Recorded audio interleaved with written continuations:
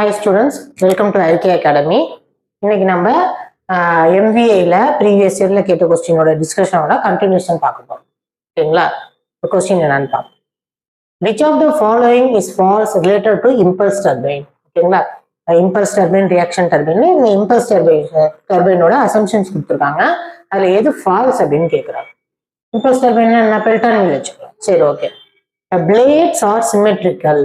S, இந்த blades வந்து symmetrical. சிமெட்ரினா என்னன்னா, ஒரு ஐ செக்ஷன் இருக்குன்னு, ஃபார் எக்ஸாம்பிள் ஒரு ஐ செக்ஷன் ஐ அப்படிங்கிறது நீங்க நடுப்புற கட் பண்ணீங்கன்னா இது ரெண்டும் ஒரே ஈக்குவலா இருக்கும். இப்படி கட் பண்ணீங்கன்னா இது ரெண்டும் ஈக்குவலா இருக்கும். ஓகேங்களா? இது symmetry about x, symmetry about y அப்படின்னு இருக்கு. சிமெட்ரினா அது ரெண்டா போட்டீங்கன்னா ரெண்டும் சமமா இருக்கும், ஒரே மாதிரி இருக்கும். அதுக்கு பேர் தான் சிமெட்ரி. ஓகேங்களா? இப்படி ஒரு ஷேப் இருக்கு, இதை வந்து நான் ரெண்டா போட்டேன்னா எப்படி போட்டாலும் ஒரே மாதிரி எல்லாம் போகாது. ஸோ இது வந்து நான் சிமெட்ரி, இது வந்து சிமெட்ரி.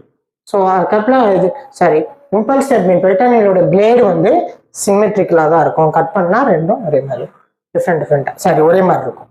அடுத்து, steam pressure is reduced during flow through moving blades. கண்டிப்பா இல்லை, அதோட ப்ரெஷர் வந்து நாசில்லே ட்ராப் ஆயிடும். ஓகேங்களா? இந்த நாசில்ல இருந்து போயிட்டு பிளேட் இருக்கும், இந்த கப்ல போய் இடிக்கும். நாசில்ல வர்றப்பவே அதோட ப்ரெஷர் ட்ராப் வந்துடும். ஸோ மூவிங் பிளேட்ல போகணும்னு அவசியம் இல்லை. ஸோ அசம்ஷன் 2 தப்பு. Steam indicates on plate with kinetic energy. ஆமா, இன்டிகேட்னா மோதுது, பிளேட்ல மோதுது, வித் கைனெட்டிக் எனர்ஜியோட மோதுது. அப்பதான் இது என்ன போகும், டர்பைனை சுத்தி விடும். டர்பைன் சுத்தினாதான் என்ன ஆகும், ஜென்ரேட்டர்ல இருக்க அந்த ஜென்ரேட்டர்ல இருந்து பவர் ஜென்ரேஷன் ஆகும். ஓகேங்களா? ஸோ 81க்கு ஆப்ஷன் வந்து பார்த்தீங்கன்னா எது ரைட்னா 1 and 3. ஸோ ஃபால்ஸ் எதுன்னு கேட்டிருக்காங்க. ஃபால்ஸ் வந்து 2 தான் ஃபால்ஸ். ஓகேங்களா? ஓகே, ஒரு நிமிஷம்.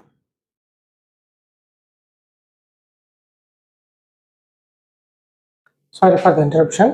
அடுத்த question, in MS Excel keyboard shortcut for chart creation is. ஒரு சில கொஸ்டின்ஸ் பார்த்தீங்கன்னா எலக்ட்ரிக்கல்லேருந்து வரும், அப்புறம் கம்ப்யூட்டர் சயின்ஸ்லேருந்து வரும், ரொம்ப பேசிக்காக தான் இருக்கும்.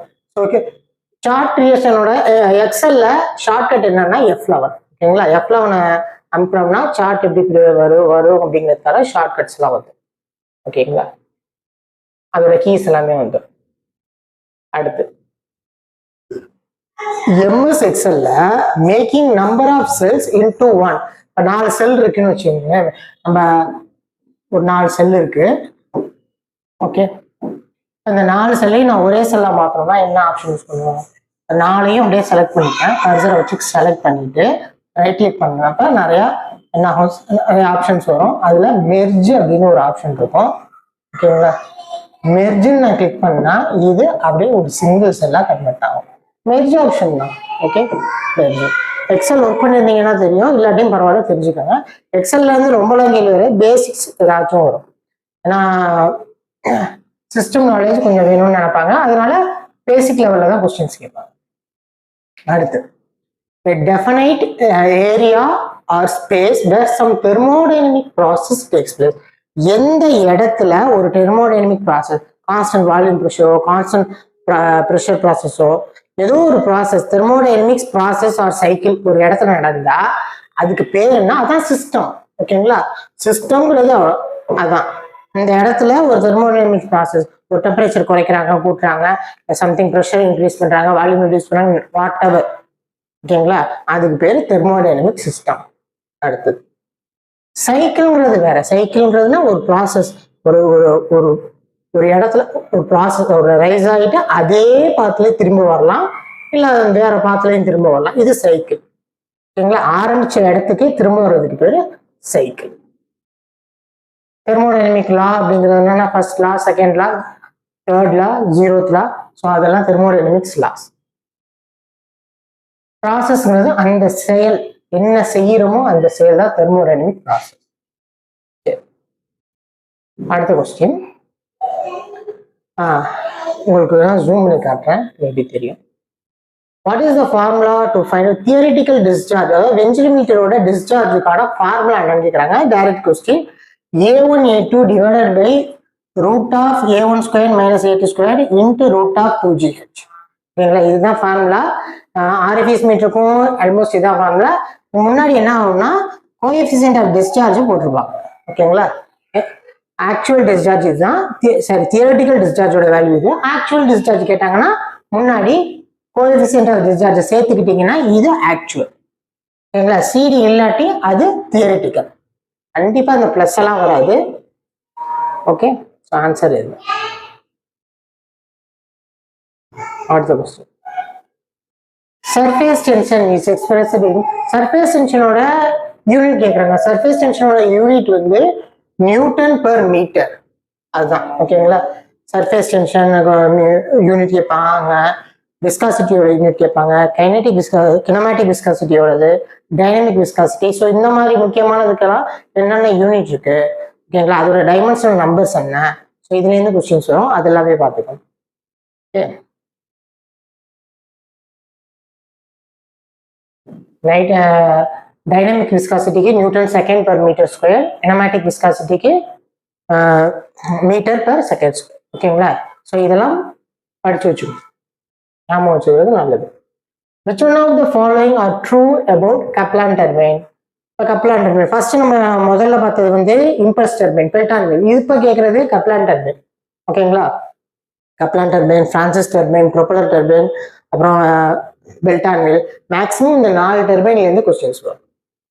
சரி, எது உண்மைன்னு கேட்குறாங்க. லாஸ்ட் எது தப்புன்னு கேட்டாங்க, ஆப்ஷன் நம்பர் 2 சொன்னோம். இப்போ எது ட்ரூன்னு கேட்குறாங்க. These are low head turbine. Yes, ஆமா, லோ ஹெட் டர்பைன் தான். அப்போ Pelton wheel high head turbine. பொதுவாக பெல்டான் வீல் வந்து டேம்ல யூஸ் பண்ணுவாங்க.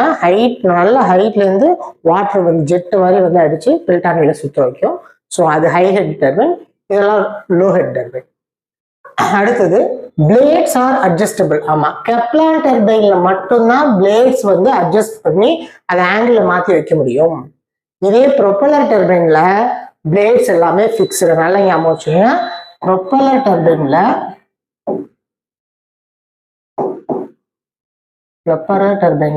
பிளேட்ஸ் ஃபிக்ஸ்டு, அதாவது ஃபிக்ஸ்டு பிளேட்ஸ். ஓகேங்களா? whereas in Kaplan turbine blades are adjustable. Very very important difference. இது ரெண்டே வச்சு கொஸ்டின்ஸ் வரும். ஓகேங்களா? இதே இது வந்து ப்ரொப்பலர் டர்பைன் கொடுத்தா ஆப்ஷன்ஸ் மாறும்.